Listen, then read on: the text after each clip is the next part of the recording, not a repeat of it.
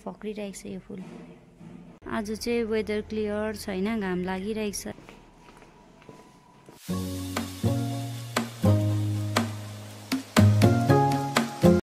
Hello, good morning and नमस्ते हजुरहरू सबैजनालाई। फेरि पनि स्वागत छ हजुरहरूलाई मेरो ब्लगमा।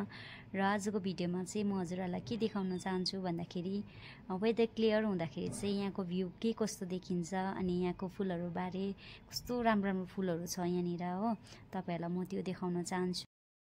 आज चाहिँ एकदमै क्लियर भइरहेको छ वेदर हो, घाम लागेर यस्तो देखिरहेको छ।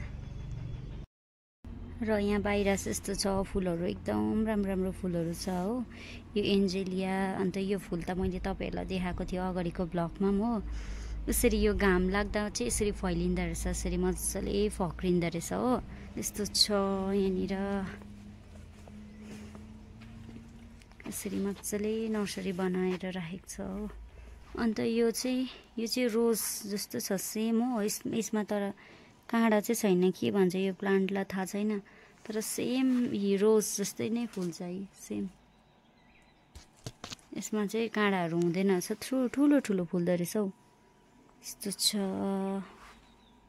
अनि यहाँ चाहिँ प्लान्टहरू छ हो, प्लान्टहरू एकदमै राम्रो राम्रो प्लान्टहरू यसरी सजेर राखेको छ हो, देख्नुहुँदै होला। अनि म चाहिँ फेरि यता रिसेप्सनतर्फ आएँ हो।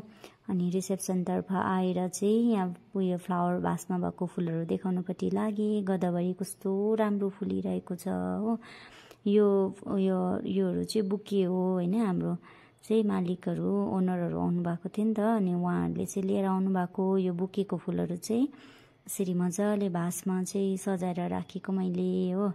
कस्तो राम्रो फुलिरहेको छ, कस्तो राम्रो छ हो गदावरी। अनि मैले आधी गदावरी चाहिँ आधी चुडाएर मजाले यसरी पानीमा यसरी सजाएर राखेँ। Thank you so much for watching, bye by.